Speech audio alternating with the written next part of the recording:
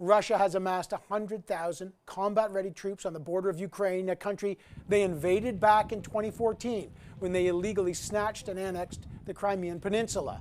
And Russian-backed forces in the eastern part of Ukraine, the Donbass, continue to fight. But what will Canada actually do, and how quickly? To find out, we asked the Defence Minister and the Foreign Affairs Minister to join us today to talk about it, but they were unavailable. The government said the only person we could speak to about the crisis is the Minister of International Development and the former Defence Minister, Harjit Sajjan. Minister, great to have you back on the program. Can we start with the loan to Ukraine, which you oversaw, $120 million? Can Ukraine use that money to buy weapons to defend themselves against a potential Russian invasion? No, thanks for the question, Evan. And before I answer that question, I think it's important to put things into context for the viewers. And what's happening in Ukraine right now is what we see is a continued aggression by Russia. In 2014, Russia illegally annexed Crimea, and this is a continuation of this. And so we're looking at all sorts of suites of work from different departments and coordinating with our allies. During Minister Jolie's visit to Ukraine, where she met with President Zelensky, the loan was requested, and we wanted to respond very immediately for the economic resiliency.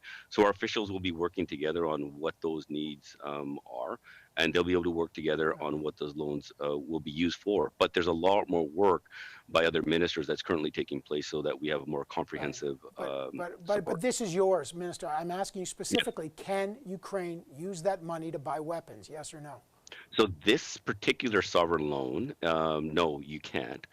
But we have many other tools that we're going to be looking at as a government, but more importantly, closely consulting with our allies so that we have a comprehensive approach. So that we send a very strong message to Russia that they should de-escalate and come and have a comprehensive dialogue with us on this issue. But let's go back to this loan. There's 100,000 Russian troops, combat-ready troops on the border. You know this well. NATO and the U.S. are saying an invasion could be imminent. And you're saying Canada has decided, when the Ukrainians have asked for soldiers, weapons, an extension, and money, that Canada has said what we're going to do at this urgent moment is give a loan that you can use, but you can't buy weapons with it. Is that like giving a man who's drowning a new pair of shoes? It doesn't help with the most urgent problem, sir, which is their sovereign defense. But also the way you're also painting the picture, as I stated, Minister Jolie, during her visit to Ukraine with President Zelensky, one of the first asks was about providing economic resilience. So we wanted to respond very quickly. Other ministers within their own portfolios are working on other options, and we're coordinating very closely with our allies. But Ukraine has also asked for weapons, and the UK has committed to giving things like anti-tank weapons to Ukraine. The allies are not worried that doing that will escalate. They're worried about the immediate invasion. Why won't Canada send weapons to Ukraine? And just be very specific. You're saying that you're considering it. Will Canada consider sending weapons to Ukraine? And if so, how soon? First of all, we coordinate with our allies. We're actually in touch with our allies. Minister Anand has been working very diligently with other defense ministers, plus within NATO. We also have been leading efforts in Ukraine alongside with the U.S., the UK, and Poland, and some other nations are also part of this as well.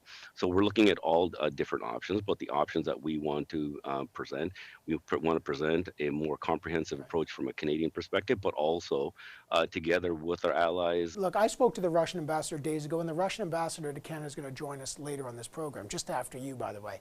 But when I spoke to him earlier, he told me that the sanctions Canada threatened don't work. He essentially laughed at them. He said that they will not remotely alter whatever it is Russia's up to.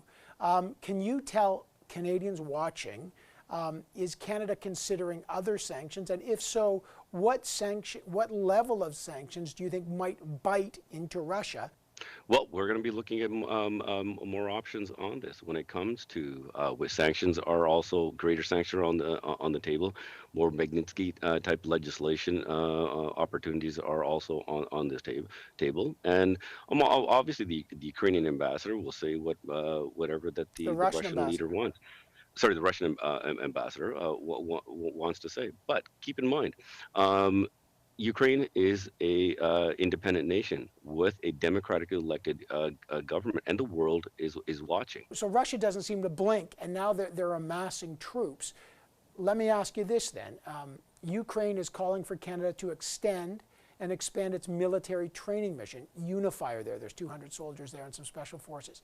Will Canada extend and expand that mission?